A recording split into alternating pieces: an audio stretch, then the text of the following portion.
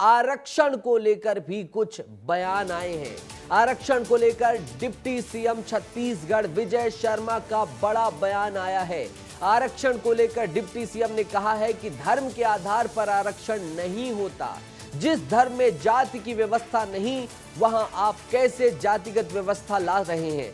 पिछले 4 से 5 सालों में छत्तीसगढ़ में बड़ी संख्या में नगरीय निकायों में फर्जी प्रमाण पत्र बनाए गए हैं। हम इन सब फर्जीवाड़े की जांच कर रहे हैं। बड़ी खबर आपको बता रहे हैं, बेहद महत्वपूर्ण खबर बता रहे हैं, बहुत ही ज्यादा महत्वपूर्ण खबर बता रहे हैं। क्यों? क्योंकि मामला आ गया है आरक्षण का, फर्जीवाड़े का और किसका? धर्म के आधार पर आरक्षण का, जिसको लेकर पूरा चुनावी कैंपेन में भी हलचल हुई, बातचीत हुई, चर्चाएं हुई, लगातार इसको लेकर ढेर सारी बहस हुई और आरक्षण को लेकर डिप्टी सीएम विजय शर्मा ने बड़ा बयान दे दिया है। धर्म के आधार पर आरक्षण नहीं होता। जिस धर्म में जाति की व्यवस्था नहीं, वहां आप कैसे जाति व्यवस्था ला सकते हैं। क्या कुछ कहा विजय शर्मा ने, वो सुन लीजिए, फिर सीधे सहयोगी का रुख करेंगे। ये तो गलत है। धर्म के आधार पर आरक्षण नहीं होता है और जिस धर्म में जाति की व्यवस्था नहीं है, वहां पर जाति की व्यवस्था आप कैसे ला दे रहे हैं। और मैं आपको एक बात और कहना चाहता हूं, मुझे कल पता चली है बातें कि छत्तीसगढ़ में भी विगत 4-5 वर्षों में बड़ी संख्या में नगरीय निकायों में ये प्रमाण पत्र बनाए गए। हम उसकी भी जांच कर रहे हैं। विस्तार से जानकारी साझा करने के लिए हमारे स्टेट ब्यूरो जुड़ गए हैं मृगेन पांडे। मृगेन जी, किस फर्जीवाड़े की बात हो रही है ये भी समझाइएगा, बयान क्यों आया है ये भी बताइएगा, सब कुछ विस्तार से बताइए दर्शकों को। देखिए, कोलकाता हाईकोर्ट का एक फैसला आया है जिसमें धर्म के आधार पर आरक्षण को नकारा गया है। कांग्रेस जो इस लोकसभा चुनाव में आरक्षण को एक बड़ा मुद्दा बनाकर चल रही है, उस आरक्षण के मुद्दे पर वोट मांग रही है और जातिगत जनगणना की बात कर रही है, तो उस समय ये फैसला आना, बीजेपी के लोगों का कहना है कि कांग्रेस को झटका है, इंडिया गठबंधन जो है उसको झटका है। मुख्यमंत्री विष्णुदेव साय ने भी कहा कि ये जो हो रहा था ममता सरकार में पश्चिम बंगाल में, वो गलत हो रहा था और ममता बनर्जी जो बोल रही हैं कि नहीं, हम कोर्ट के फैसले को नहीं मानेंगे और आगे बढ़ेंगे। इस बीच जो विजय शर्मा का बयान आया है वो बहुत महत्वपूर्ण है, क्योंकि प्रदेश में, छत्तीसगढ़ में पिछले 5 साल कांग्रेस की सरकार रही है और विजय शर्मा का कहना है कि यहाँ भी नगरीय निकायों में इस तरह का आरक्षण दिया गया है। तो कुल मिलाकर जिन मुद्दों को लेकर भाजपा विधानसभा चुनाव में रही, विजय शर्मा जो गृह मंत्री थे, उससे पहले कवर्धा में जब चुनाव लड़ रहे थे, उनके सामने कांग्रेस के कद्दावर मंत्री रहे मोहम्मद अकबर मुकाबले में थे, उस समय भी ये मुद्दे थे। तो अब जो है कोर्ट के फैसले के बाद इस मुद्दे का आना, एक बार फिर आना, प्रदेश के राजनीति को एक बार फिर गर्म करता नजर आ रहा है। बहुत महत्वपूर्ण बात आपने कही है कि कोर्ट से कैसे इसकी इंटरलिंकिंग होती है और चुनाव में कैसा कैंपेन था और अभी 2 चरणों के मतदान बाकी हैं। शुक्रिया मृगेन जी जुड़ने के लिए और तमाम जानकारी विस्तार से साझा करने के लिए। अगली खबर बड़ी खबर है, रायपुर से सबसे बड़ी खबर बता रहे हैं। महादेव सट्टा ऐप मामले में आज कोर्ट में पेशी है। निलंबित कांस्टेबल अर्जुन यादव की रिमांड खत्म हो रही है। आज अर्जुन यादव को कोर्ट में पेश किया जाएगा और अर्जुन यादव से पूछताछ में बड़े खुलासे हुए हैं, ये भी जानकारी सामने आई है। ईओडब्ल्यू अर्जुन यादव की रिमांड की मांग करेगी। रोहित मिश्रा हमारे सहयोगी जुड़ गए हैं, सीधा उनका रुख करेंगे। रोहित, कितने बजे ये पेशी है ये जानकारी दे दीजिएगा। अर्जुन यादव पर क्या क्या आरोप है वो भी बता दीजिएगा और अर्जुन यादव ने क्या क्या संभावित महत्वपूर्ण बड़े खुलासे किए हैं, क्या क्या आपके पास इनपुट्स हैं वो भी दर्शकों को बता दीजिए रोहित। बिल्कुल नितेश, सबसे पहले यह समझना जरूरी है कि अर्जुन यादव कौन है। अर्जुन यादव वो व्यक्ति है जो सरकारी तंत्र पे, पुलिस तंत्र पे रहकर महादेव सट्टा ऐप को खिलवाने में मदद करते थे और दुबई में बैठे हुए सौरभ चंद्राकर की सहायता करते थे और स्थानीय तौर पर ये मदद करते थे। और इनको ही कुछ दिनों पहले ईओडब्ल्यू ने गिरफ्तार किया था और गिरफ्तार करने के बाद पे लगातार इनको कस्टडी पे रख के लगातार ईओडब्ल्यू की टीम तमाम तरीके से महादेव सट्टा ऐप में किस तरह से ये मदद मदद करते थे और इनकी मदद से क्या प्रभाव पड़ता था और सट्टा का इतना बड़ा कारोबार कैसे फैला, वो तमाम चीजों को लेकर जानकारी एकत्रित कर रही थी। पिछले दिनों पे इनको कोर्ट पे पेश किया गया था। कोर्ट पे पेश करने के बाद में इनकी रिमांड पर ईओडब्ल्यू लगातार पूछताछ कर रही थी। आज वो रिमांड खत्म होने वाली है और तकरीबन 3 बजे के आसपास ईओडब्ल्यू की कोर्ट पे इनको फिर से पेश किया जा सकता है और 14 दिन की रिमांड की मांग एक बार फिर से की जा सकती है, क्योंकि अभी पूछताछ खत्म नहीं हुई है। अभी ऐसे कई सवाल हैं जिनकी जानकारी जो है ईओडब्ल्यू इनसे लेगा और आगामी समय पे इनके बयान के आधार पर कई और जो इस पे संलिप्त होंगे उनको गिरफ्तार किया जाएगा। और इस पे एक बड़ी भूमिका, एक बड़ा अपडेट ये है कि इस पर जो है वो कई लोगों के नाम निकलकर सामने आए थे और इन्हीं लोगों के नाम पर पिछले दिनों महाराष्ट्र के पुणे पे एक बड़ी कार्रवाई की गई थी और कार्रवाई करने के बाद में वहां पे महाराष्ट्र पे सट्टा खिला रहे 40 लोगों को गिरफ्तार किया गया था नितेश। और जिसके बाद अपडेट ये है कि और बड़े बड़े नाम ये अर्जुन यादव जो है वो बोल रहे हैं और आज कोर्ट में एक बार फिर से पेशी होगा। निश्चित तौर पर महादेव सट्टा पे लगातार मुश्किलें बढ़ती जा रही हैं, सफलताएं मिलती जा रही हैं और हो सकता है छापेमार कार्रवाइयों में इन्हीं पूछताछ का बहुत बड़ा महत्व हो, असर हो। बहुत महत्वपूर्ण जानकारी आपने साझा की है रोहित, बहुत बहुत शुक्रिया जुड़ने के लिए, सब तमाम बातचीत करने के लिए। आगे बढ़ेंगे, अगली खबर का रुख करेंगे। छत्तीसगढ़ में लोकसभा चुनाव खत्म हो चुका है, लेकिन छत्तीसगढ़ में कांग्रेस और बीजेपी के बीच कार्टून वार अभी भी जारी है। पूर्व मुख्यमंत्री भूपेश बघेल ने बीजेपी का कार्टून वीडियो सोशल मीडिया पर पोस्ट किया है। बीजेपी का बैंड नाम पूर्व सीएम ने सोशल मीडिया पर जारी किया है। कार्टून वीडियो के साथ उन्होंने लिखा है कि मोदी जी आरक्षण का हक संविधान ने दिया है, इसे खत्म करना मुश्किल ही नहीं नामुमकिन है।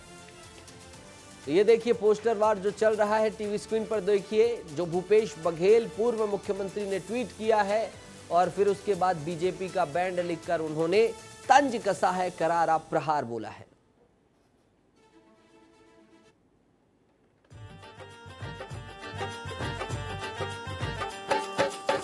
आरक्षण है आरक्षण, आरक्षण है आरक्षण, आरक्षण। तो आरक्षण की लड़ाई और इसको लेकर लगातार सियासत सब कुछ जारी है। आगे बढ़ेंगे और बात करेंगे कोरिया के सोनहत में विस्तार न्यूज की खबर का बड़ा असर हुआ है, जहां वीरान पड़े न्यू बस स्टैंड में यात्रियों के लिए जरूरी मूलभूत सुविधाएं मुहैया कराने के लिए और यात्री बसों को नियमित ठहराव के निर्देश दे दिए गए हैं।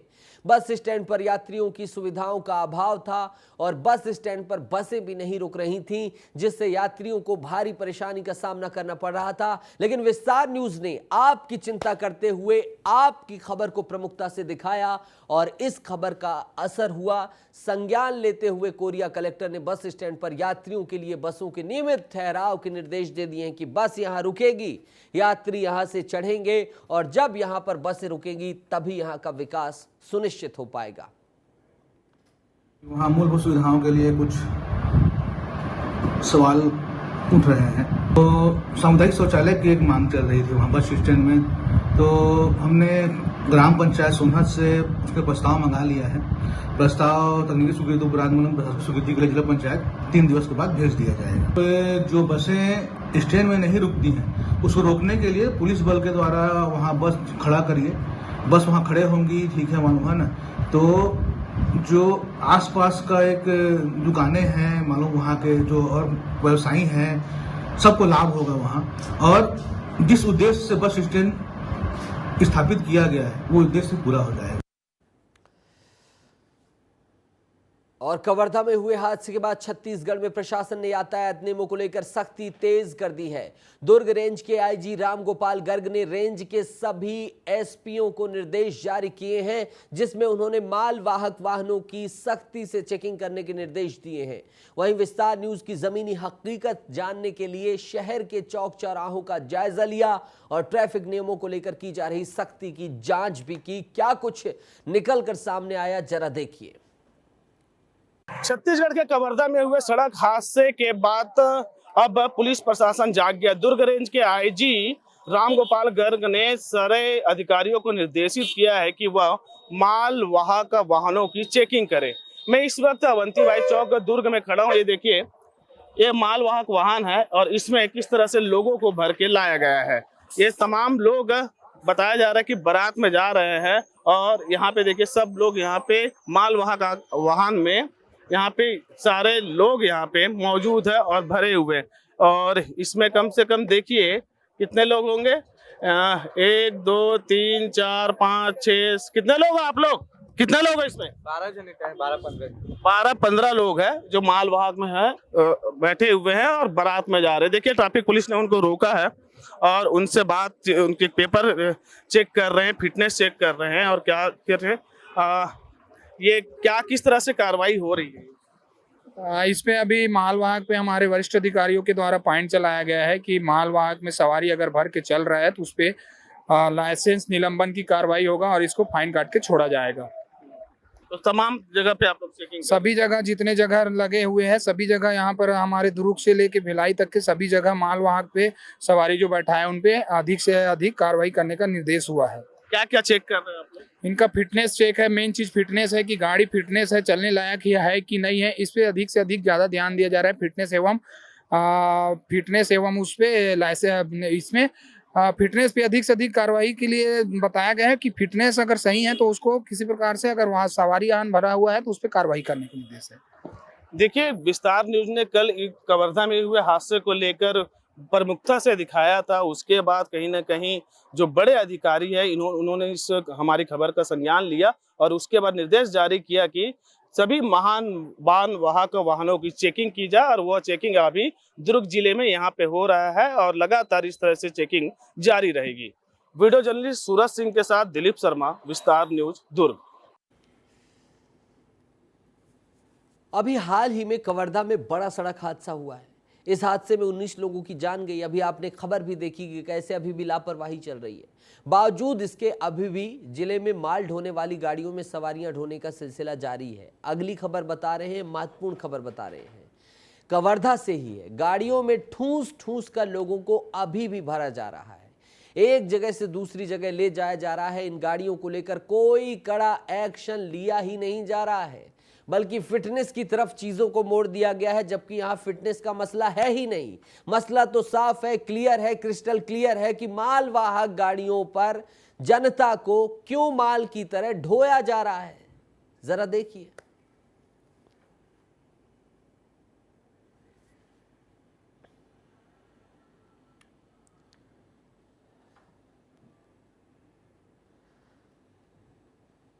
बात किर्गिस्तान की करेंगे और वहां मचे बवाल की करेंगे और जिसमें छत्तीसगढ़ मध्य प्रदेश का लिंक है उसकी बात करेंगे।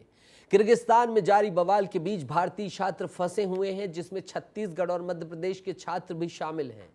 पेंड्रा मरवाही जिले के रहने वाली छात्रा आयशा रॉय भी MBBS की पढ़ाई करने किर्गिस्तान गई हुई हैं, जो वहां अब हिंसा के बीच फंस गई हैं।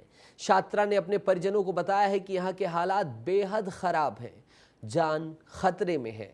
छात्रों को घर से निकलने को नहीं मिल रहा है। वहीं छात्रा के परिजनों के मुताबिक छत्तीसगढ़ के मुख्यमंत्री विष्णुदेव साय से मदद की गुहार लगाई है।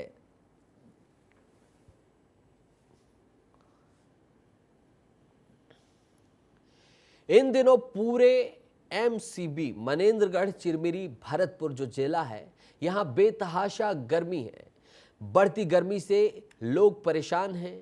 इसके कारण अस्पतालों में भी मरीजों की संख्या तेजी से बढ़ रही है, जिसको देखते हुए स्वास्थ्य विभाग ने लोगों से लू और हीट स्ट्रोक से बचकर रहने की अपील की है। डॉक्टरों की माने तो नौतपा के दिनों में तेज धूप से बचकर रहने की जरूरत है। वहीं गर्मी से बचाव के लिए ज्यादा से ज्यादा पानी पीने की सलाह दी गई है। नौतपा में तो और भी ज़्यादा टेम्परेचर बढ़ेगा। ऐसी स्थिति में मेरा ये सलाह है कि अनावश्यक घर से बाहर ना निकलें, दोपहर के समय खास करके। अगर बहुत ज़रूरी हो तो कान बांध कर सिर में मतलब कपड़ा ओढ़ कर चलना चाहिए, ताकि मतलब डायरेक्ट उसका प्रभाव ना पड़े हीट वेव का। समय समय पर पानी पीते रहना चाहिए, पानी कमी नहीं होनी चाहिए। इधर सूरजपुर में यातायात पुलिस के अवैध वसूली करने का मामला सामने आया है। दरअसल एक CCTV फुटेज वायरल हो रहा है, जिसमें पुलिसकर्मी ट्रक ड्राइवर के साथ मारपीट कर पैसे लेते हुए नजर आ रहा है। बताया जा रहा है कि ट्रक नो एंट्री जोन में घुस गया था, जिसके बाद यातायात पुलिसकर्मी ने ड्राइवर को रोककर उससे पैसा लिया। पैसा लेते हुए ये वीडियो भी दिखाई दे रहा है। नो एंट्री जोन में आने वाले वाहनों पर 2000 रुपए की जुर्माने की कार्रवाई की जाती है, लेकिन ये जुर्माना नहीं बल्कि पर्सनल वसूली का मामला समझ में आ रहा है। कोई जानकारी हमारे पास आता है तो इसकी देख लेंगे, जो सही होगा कार्रवाई करेंगे। नो एंट्री क्षेत्र में प्रतिबंधित है, क्योंकि शहर का मार्ग है, इसलिए परमानेंट स्टाफ लगाया जाता है वहाँ, और प्रतिबंधित क्षेत्र में गाड़ी मना है। यदि प्रतिबंधित क्षेत्र में आएगा तो 2000 की रसीद कटती है गाड़ियों में। वीडियो को भी मैं देखा। बात छत्तीसगढ़ की कर ली, विस्तार से आपको छत्तीसगढ़ की सारी खबरें दिखा दी। अब विस्तार से बारी है मध्य प्रदेश की तमाम खबरों का रुख करने का। पहली खबर मध्य प्रदेश से बड़ी खबर आ रही है नरसिंह घोटाला मामले में। नरसिंह घोटाला मामले में बड़ी खबर हम आपको बता रहे हैं।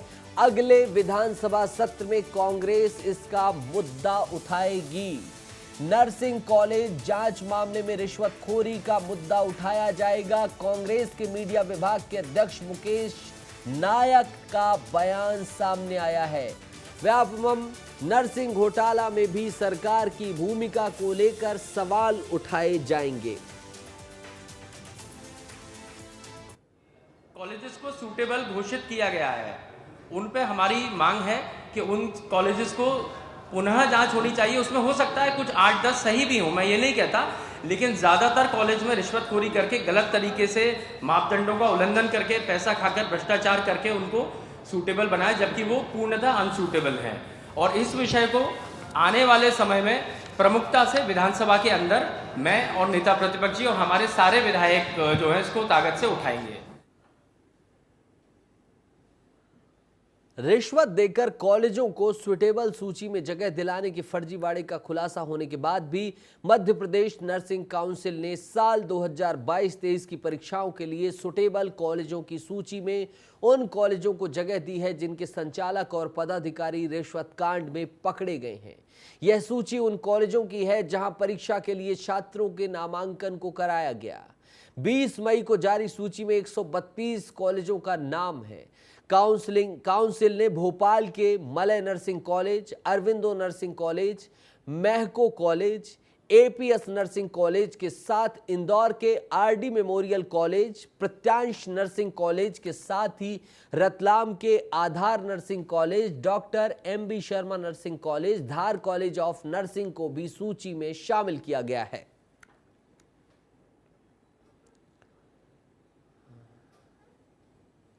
किर्गिस्तान में रह रहे छात्रों की मदद के लिए मध्य प्रदेश सरकार ने हेल्पलाइन नंबर जारी किया है। वहीं सीएम डॉक्टर मोहन यादव ने सभी बच्चों के माता पिताओं को भरोसा भी दिलाया है कि परीक्षा के बाद सभी छात्र सकुशल वापस आ जाएंगे।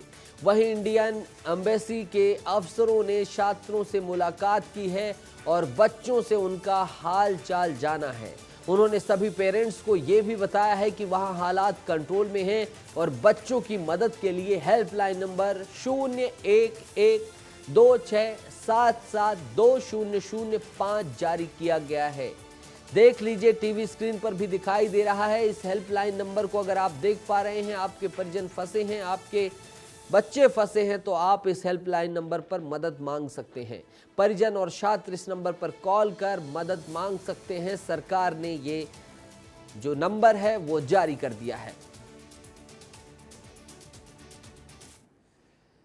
लोकसभा चुनाव के दौरान भारी दलबदल का शिकार कांग्रेस हुई है। चुनाव के बाद अपने बिखरे कुनबे को समेटने की जुगत में कांग्रेस लगी हुई है, मगर पार्टी छोड़ गए लोगों की पार्टी में संभावित वापसी पर भारी विरोध भी खड़ा हो गया है। मध्य प्रदेश से लेकर छत्तीसगढ़ तक कांग्रेस के नेताओं ने साफ कर दिया है कि अब किसी को पार्टी में वापस नहीं आने दिया जाएगा। जरा इस रिपोर्ट को देखिए और समझिए कि कैसे कांग्रेस पार्टी अब बगावत को लेकर संजीदा नजर आ रही है। कांग्रेस में घर वापसी को लेकर विवाद, कौन वापस आएगा बड़ा सवाल। कौन नहीं चाहता कांग्रेस में घर वापसी, किसको पार्टी में वापस बुलाएगी कांग्रेस। लोकसभा चुनाव के दौरान कांग्रेस छोड़ने वाले नेताओं की लंबी लिस्ट सामने आई थी, जिसमें सुरेश पचौरी, नवीन जिंदल, संजय सिंह, रवनीत बिट्टू, अमरिंदर सिंह जैसे बड़े नेता शामिल हैं। लेकिन अब कांग्रेस नेताओं में इस बात की बहस शुरू हो गई है कि क्या जो नेता कांग्रेस छोड़कर जा चुके हैं वो वापस कांग्रेस में आ सकते हैं क्या। मध्य प्रदेश में कांग्रेस नेता के मिश्रा ने कहा कि बीजेपी में गए नेताओं की वापसी का हम विरोध करेंगे। जो भी नेता गद्दारों को वापस लाने की कोशिश करेंगे उनका खुले से विरोध होगा। भारतीय जनता पार्टी जैसे फांसीवादी संगठन को ज्वाइन किया है, वो भी यदि कभी पुनः प्रवेश कांग्रेस में करने की कोशिश करेंगे या जो भी सीनियर लीडर उन गद्दारों को वापस लाने की कोशिश करेगा, मुझ जैसा कार्यकर्ता उनका भी विरोध करेगा। वहीं छत्तीसगढ़ कांग्रेस में भी पार्टी छोड़ने वाले नेताओं की वापसी पर सवाल बने हुए हैं। कांग्रेस नेता दीपक बैज ने तो पार्टी छोड़कर बीजेपी जाने वाले नेताओं को डिस्पोजल तक कह दिया कि भारतीय जनता पार्टी उनको उपयोग करना था, उपयोग कर लिए और वो भारतीय जनता पार्टी के एक डिस्पोजल की तरह रहेंगे। कांग्रेस में कम से कम एक फ्रंट नेता के तौर पर रहते थे और भारतीय जनता पार्टी में जाने के बाद एक डिस्पोजल ही रहेंगे। वहीं इस मामले में बीजेपी भी खुलकर सामने बोल रही है। छत्तीसगढ़ सरकार में मंत्री ओपी चौधरी का कहना है कि बीजेपी का परिवार बढ़ रहा है। भारतीय जनता पार्टी का जो परिवार है वो किस तरह से बढ़ा है, इसे पूरे देश ही नहीं दुनिया ने देखा है। 1984 पे जो पार्टी 2 लोकसभा सीटों पर थी, 2019 में वही पार्टी 300 से अधिक सीटों के साथ देश को पूर्ण बहुमत की सरकार नरेंद्र मोदी जी के नेतृत्व में दे पाने में सफल हुई है। जो नेता बीजेपी में गए उनका मुद्दा तो कांग्रेस के सामने है, वहीं कई बागी नेताओं की घर वापसी का मुद्दा भी है। दरअसल कांग्रेस पार्टी ने विधानसभा चुनाव से लेकर अब तक कुल 35 पार्टी नेताओं को बाहर कर रास्ता दिखाते हुए निष्कासन की कार्रवाई की थी। वहीं 15 ऐसे नेता भी हैं जिन्हें पार्टी ने कारण बताओ नोटिस दिया था।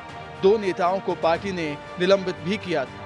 छत्तीसगढ़ कांग्रेस कमेटी के कई बागी नेताओं की घर वापसी लोकसभा चुनाव परिणामों के बाद हो सकती है। पूर्व विधायक बृहस्पति सिंह, पार्षद अजीत कुकरेजा, आनंद कुकरेजा समेत कई चर्चित नाम उस लिस्ट में शामिल हैं जिनके कांग्रेस वापसी की संभावनाएं हैं। आपको बता दें कि विधानसभा चुनाव के दौरान और बाद में कांग्रेस पार्टी में जमकर अंतर्कलह देखने को मिली थी। कई नेताओं पर कार्रवाई भी हुई थी, जिनमें से अब तक पूर्व विधायक विनय जायसवाल, रामशरण यादव और प्रेमचंद जायसी को पार्टी ने लोकसभा चुनाव से पहले ही पार्टी में वापस ले लिया है। ब्यूरो रिपोर्ट, विस्तार न्यूज। और इधर राजधानी भोपाल से बड़ी खबर है, जहां होटल राजहंस के खाने में कॉकरोच निकला है। मरा हुआ कॉकरोच देखकर ग्राहक परेशान हुए हैं। फूड इंस्पेक्टर से शिकायत भी की गई है। सोशल मीडिया पर यह वीडियो जमकर वायरल हो रहा है। तस्वीर देखिए, कॉकरोच निकला है खाने से और होटल राजहंस के मैनेजमेंट, प्रबंधन, फूड जो विभाग है, खाद्य विभाग है, उस पर सवाल खड़े हो रहे हैं कि इतना बड़ा होटल होने के बाद इस तरह की लापरवाही।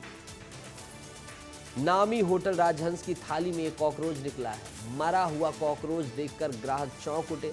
मैनेजर को बताया तो उसने मानने से इनकार किया। फूड इंस्पेक्टर से शिकायत की गई। घोड़ा नक्कास स्थित होटल है ये, थाली में एक कॉकरोच निकला हुआ है। सब कुछ आप देख सकते हैं, टीवी स्क्रीन पर दिखाई दे रहा है। सोशल मीडिया के जरिए इस होटल के लापरवाही का वीडियो शेयर किया जा रहा है और तमाम लोग सवाल खड़े कर रहे हैं। बाबा महाकाल की नगरी उज्जैन में दर्शन करने के लिए विधानसभा अध्यक्ष नरेंद्र सिंह तोमर पहुंचे। इस दौरान वो शहर में मां बगुलामुखी धाम भी पहुंचे, जहां उन्होंने मां पीताम्बरा का आशीर्वाद दिया। तोमर ने हमारे संवाददाता संतोष कृष्णानी से खास बातचीत की है, जरा उसे सुनिए। नगरी में कई वीवीआईपी आते हैं, कई जनप्रतिनिधि, और ऐसे में आज विधानसभा अध्यक्ष नरेंद्र सिंह तोमर आज सबसे पहले बाबा महाकाल की शरण में पहुंचे। विधि विधान के साथ बाबा महाकाल का पूजन अभिषेक भी किया। उसके बाद मां बगलामुखी के धाम में आकर उन्होंने विधि विधान के साथ पूजा अर्चना भी की है। सर, महाकाल की शरण में भी पहुंचे, बगलामुखी का भी आशीर्वाद दिया, क्या कहेंगे? आज मैं उज्जैनी आया था और उनसे प्रार्थना की कि प्रभु हम लोगों पर आशीर्वाद की वर्षा करें, हमको शक्ति और सामर्थ्य दें, जिससे कि हम लोग अपने जीवन के दायित्व को ठीक प्रकार से निर्वहन करने में सफल हों। बाबा महाकाल से जीत का आशीर्वाद भी लिया है, और जिस प्रकार मोदी का नारा है 400 पार, उसको लेकर क्या कहेंगे? स्वाभाविक रूप से भारतीय जनता पार्टी नरेंद्र मोदी जी के नेतृत्व में दिन दूनी रात चौगनी बढ़ रही है। इस चुनाव में भी जनता का आशीर्वाद मिलेगा और जो लक्ष्य मोदी जी ने तय किया उस लक्ष्य को पार करेंगे। तो ये थे हमारे साथ नरेंद्र सिंह तोमर ने कहा कि जिस प्रकार मोदी जी ने लक्ष्य तैयार किया है उसी लक्ष्य को आज हासिल करेंगे और बाबा महाकाल से जीत का आशीर्वाद भी लिया है, माँ हरसिद्धि से आशीर्वाद लिया है, माँ बगलामुखी धाम में आकर माँ पीताम्बरा का भी आशीर्वाद ग्रहण किया है। मैं सिंह ठाकुर के साथ संतोष कृष्णानी, विस्तार न्यूज़, उज्जैन। खबर मुरैना से, जहां रजिस्ट्रार दफ्तर में रिश्वत का खुला खेल चल रहा है, नंगा खेल चल रहा है। एक वीडियो जमकर वायरल हो रहा है। इसमें बाबू 200 रुपए की रिश्वत लेते हुए नजर आ रहा है। सूत्रों से मिली जानकारी के मुताबिक मुरैना के रजिस्ट्रार ऑफिस में तैनात बाबू रजिस्ट्री के लिए आने वाले हर शख्स से 200 रुपए लेता है। सोचिए कैसा गोरख धंधा चल रहा है। अब बड़ा सवाल यह है कि अफसरों के नाक के नीचे आखिर रिश्वतखोरी का यह खुला खेल क्यों चल रहा है? क्या अफसरों की भी मिली भगत है? प्रशासन के आला अधिकारियों का कहना है कि वीडियो संज्ञान में आया है, जांच की जा रही है। जांच जबकि साफ तौर पर दिखाई दे रहा है कि किस तरह से पानी पी कर जिस सिस्टम के पैसों से ये अधिकारियों का घर चलता है, जनता का शोषण यहां बैठकर कर रहे हैं। ग्वालियर में चोर किस कदर बेखौफ है, इसका ताजा नमूना फिर सामने आया है। यहां की पौष माधवनगर कॉलोनी में दिन दहाड़े 2 चोरों ने सूने मकान को निशाना बनाया और सिर्फ 22 मिनट में सोने चांदी के जेवरात और नकदी समेत 22 लाख के माल पर हाथ साफ कर दिया। चोरी की यह वारदात सीसीटीवी कैमरे में कैद हुई थी।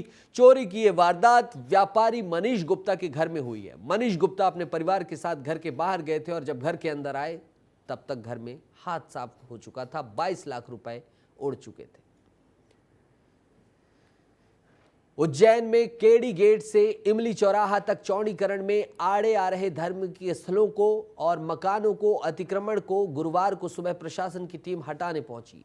वहीं लोगों ने स्वेच्छा से अपने मकान का अतिक्रमण वाला हिस्सा तोड़ना शुरू कर दिया है। बता दें कि केडी गेट से लेकर इमली चौराहा तक जून 2023 में चौड़ीकरण का काम शुरू हुआ था। बीच में 13 मंदिर, 1 मजार, 2 मस्जिद, 2 जैन मंदिर जद में आ रहे हैं।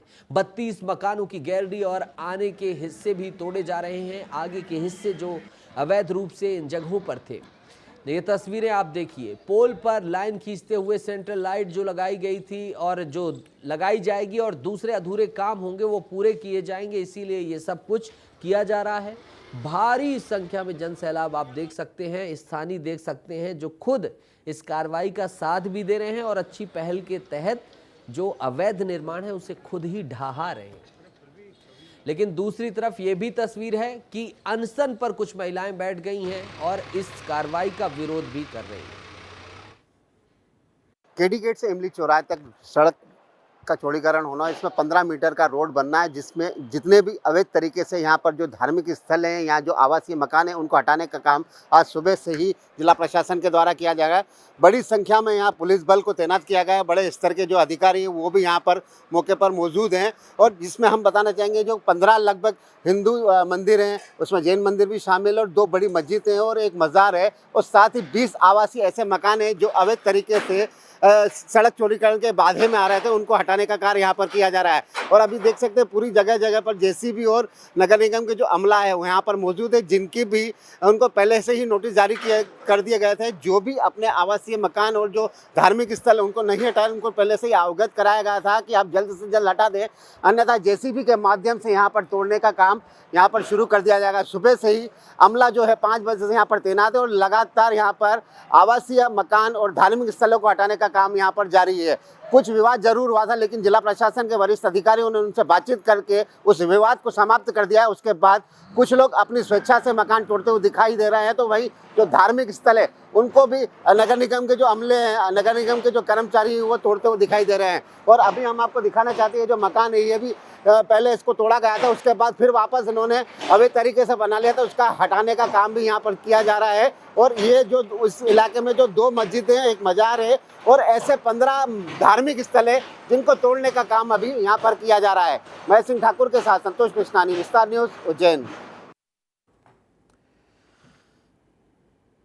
इधर मध्य प्रदेश में भीषण गर्मी का दौर जारी है। आज भी मध्य प्रदेश के कई शहरों में पारा 45 डिग्री सेल्सियस के पार पहुंच गया है। भोपाल, जबलपुर, ग्वालियर समेत इंदौर में भीषण गर्मी पड़ रही है। मध्य प्रदेश के 16 शहरों में पारा 43 डिग्री सेल्सियस से 45 डिग्री सेल्सियस के बीच दर्ज किया गया है। राजधानी भोपाल में बीते दिन का पारा 43.9 डिग्री सेल्सियस दर्ज किया गया है, तो रात का पारा 30.5 डिग्री सेल्सियस दर्ज किया गया है।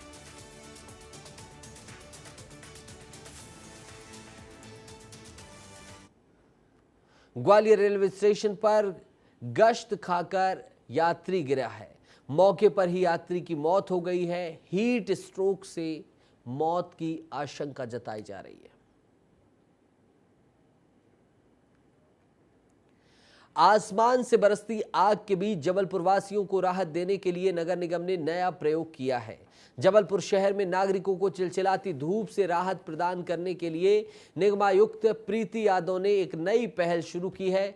शहर के प्रमुख चौराहों पर डिफोगर मशीन लगवाई गई है, जिससे लोगों को बड़ी राहत मिल रही है। शहर के कई चौराहों पर जैसे कि 3 पत्ती, छोटी लाइन, सिविक सेंटर, ब्लूम चौक, मालवीय चौक, राजीव गांधी चौक, बंदरिया तिराहा, SBI चौक और ISBT दीनदयाल चौक में लोगों को राहत देने के लिए निगम ने डिफोगर मशीन लगाई हैं और दोपहर के समय ये चलाई जाती हैं, जिससे लोगों को इस चिलचिलाती धूप से कुछ राहत मिलती है। आसमान से बरसती आग के बीच जबलपुर नगर निगम ने आम लोगों को राहत देने के लिए एक अनोखा प्रयोग किया है। इस समय मैं उसी प्रयोग के सामने मौजूद हूं और ये मशीन जो आप देख रहे हैं ये डिफॉगर मशीन कहलाती है और जिसके जरिए पानी की बौछारें आम आदमी के ऊपर डालने की यहाँ पर कोशिश की जा रही है। और चूंकि 42 डिग्री के तकरीबन तापमान जबलपुर में पहुंच चुका है, दोपहर के वक्त लोग घरों से निकलते हैं लेकिन परेशानी होती है बहुत ज्यादा, और जिसकी वजह से इस तरह के प्रयोग से कम उन्हें कुछ सेकंड्स के लिए तो राहत मिल जाएगी और वो कम से कम अपनी राहत। इस समय देख सकते हैं कि जो मशीन लगी हुई है ये 3 पत्ती चौराहे पे लगी हुई है और यहाँ पर जो लोग आ रहे हैं जा रहे हैं वो यहाँ पर खड़े हुए हैं। और क्या कितना राहत बड़ी चीज है ये, बहुत राहत मिल रही है सर, बहुत धूप, बहुत गर्मी है। काफी अच्छा है, बहुत अच्छा काम है। कम से कम पब्लिक को थोड़ा सा राहत मिल रही है, ठंडापन लग रहा है इधर पर। देखिए पब्लिक को राहत है, लोग मजे भी ले रहे हैं, पूरे तरीके से भीग रहे हैं यहाँ पर। हालांकि ये बीमार करने वाली भी चीज है क्योंकि इतना ज्यादा अगर भीगेंगे तो लू लगने की संभावना होती है। ये तो हल्की फुल्की फुहार है जो लोगों के ऊपर पड़ती है तो इस भीषण गर्मी में राहत मिलती है। ट्रैफिक सिग्नल पर चूंकि ये मशीन लगाई गई है, राहगीर है, एक बड़ी अनोखी चीज है, देखने को मिल रही है, राहत है गर्मी में। बहुत बड़ी राहत मिल रही है। जिस प्रकार का नगर निगम स्मार्ट सिटी के द्वारा ये प्रयास किया गया है सराहनीय है, सभी लोग सराह रहे हैं।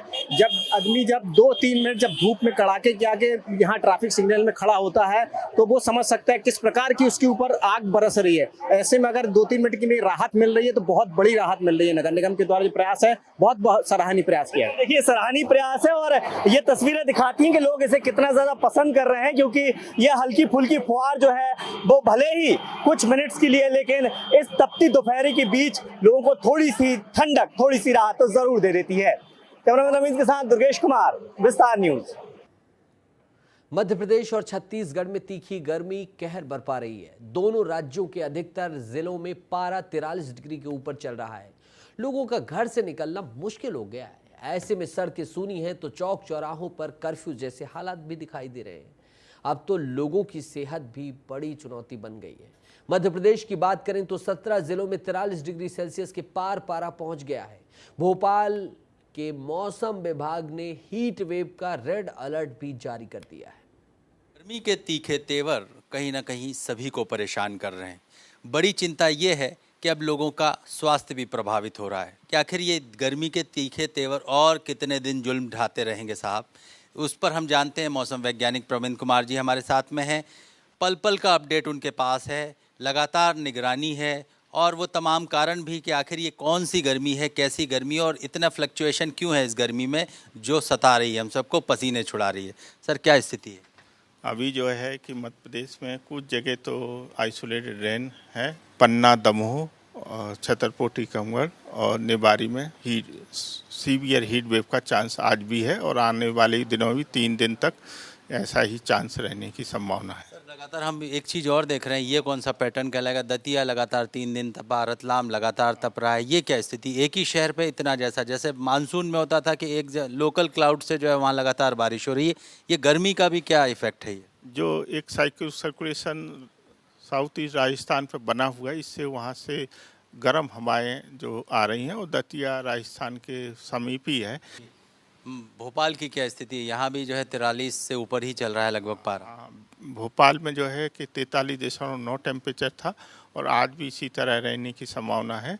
और मिनिमम जो है कि ग्वालियर में है 31.9। आपने सुना, राहत जरूर मिलेगी, मानसून अपनी गति से आगे बढ़ रहा है, लेकिन फिलहाल जो गर्मी है वो तो अपने तेवर दिखाएगी, उसको सहन करना पड़ेगा। एहतियात बरतते हुए चलिए। श्याम सिंह तोमर, विस्तार न्यूज़ के लिए। और छत्तीसगढ़ कोयला घोटाला मामले में बड़ी खबर आपको बता रहे हैं। सौम्या चौरसिया और रानू साहू की कोर्ट में पेशी होगी। ईओडब्ल्यू की प्रोडक्शन वारंट की तामीली के लिए ये पेशी होगी। न्यायाधीश अतुल श्रीवास्तव की कोर्ट में इन्हें पेश किया जाएगा। ईडी ने साल भर पहले सौम्या चौरसिया को गिरफ्तार किया था और तब से सौम्या चौरसिया जेल की हवा खा रही हैं। छत्तीसगढ़ कोयला घोटाला मामले में बड़ी अपडेट आपको बता रहे हैं। ईओडब्ल्यू की प्रोडक्शन वारंट की तामीली के लिए पेशी होगी और तामीली होगी, प्रोडक्शन वारंट की तामीली होगी। न्यायाधीश अतुल श्रीवास्तव की कोर्ट में इन्हें पेश किया जाएगा।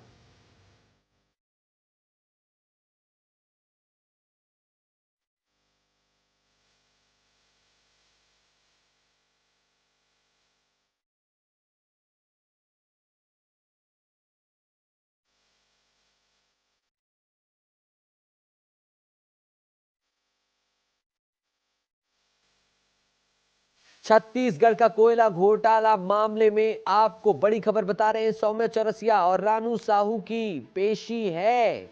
ईओडब्ल्यू की प्रोटेक्शन वारंट की तामीली के लिए इनकी पेशी होगी। न्यायाधीश अतुल श्रीवास्तव की कोर्ट में इन्हें पेश किया जाएगा। साल भर पहले सौम्या चौरसिया को गिरफ्तार किया था और तब से सौम्या चौरसिया जेल में ही हैं। और बहुचर्चित कोयला घोटाला, जिसमें कच्चे में कोयले को बेचने का, इलीगल कोयले को बेचने का और तमाम आरोप लगे थे करोड़ों टन कोयले के अवैध व्यापार को लेकर। कवर्धा में दर्दनाक हादसे के बावजूद भी मालवाहक वाहन से सवारी ढोने का सिलसिला जारी है। कवर्धा में सिटी बस के बंद होने के मालवाहकों का धड़ल्ले से उपयोग किया जा रहा है। परिवहन विभाग ने हादसे के बाद 14 मालवाहकों पर सवारी ले जाने पर बड़ी कार्रवाई की है। पंडरिया से बोडला शादी से वापस लौट रहे मालवाहक वाहन में लोगों को ठूस ठूस कर भरा गया था। संतोष कुमार, परिवहन विभाग दुर्ग रेंज ने क्या कहा है, विस्तार न्यूज से जरा उसे देखिए। इसमें अभी चलानी कार्रवाई हुई है। जो मोटर व्हीकल के तहत जो कार्रवाई होती है, जो उसकी धारा है उसके तहत कार्रवाई की गई है। उनको हिदायत दी गई है कि अपने पैसेंजर को छोड़ेंगे और उसके बाद वो वापस चले जाएंगे। और अब मौसम का हाल आपको बताते हैं। भोपाल में 28 डिग्री सेल्सियस न्यूनतम तापमान रहेगा और 43 डिग्री सेल्सियस उच्चतम तापमान रहेगा। यानी कि सबसे कम टेम्परेचर 28 रात को रहेगा और गर्मी अभी कुछ ही देर बाद लगभग 43 डिग्री तक पारा पहुंचेगा। संभावनाएं, इंदौर में 30 डिग्री सेल्सियस न्यूनतम, उच्चतम 43 डिग्री सेल्सियस, जबलपुर में 27, 39, ग्वालियर में 30, 41, उज्जैन 30, 43, दतिया 30 न्यूनतम, 41 उच्चतम, रतलाम 30 न्यूनतम, 43 उच्चतम और गुना 30 न्यूनतम, 43 उच्चतम रहेगा। वहीं छत्तीसगढ़ की बात करते हैं। रायपुर में 27 डिग्री सेल्सियस न्यूनतम और उच्चतम, अधिकतम तापमान 39 डिग्री सेल्सियस। बिलासपुर में न्यूनतम तापमान 27 और अधिकतम 40 डिग्री सेल्सियस। राजनांदगांव में 27 न्यूनतम, 39 डिग्री सेल्सियस उच्चतम और दुर्ग में 26 न्यूनतम, 39 उच्चतम तापमान रहेगा। तो रायपुर में मौसम की करवट से जरा गर्मी से राहत मिलेगी, छत्तीसगढ़ में जरा राहत मिलेगी।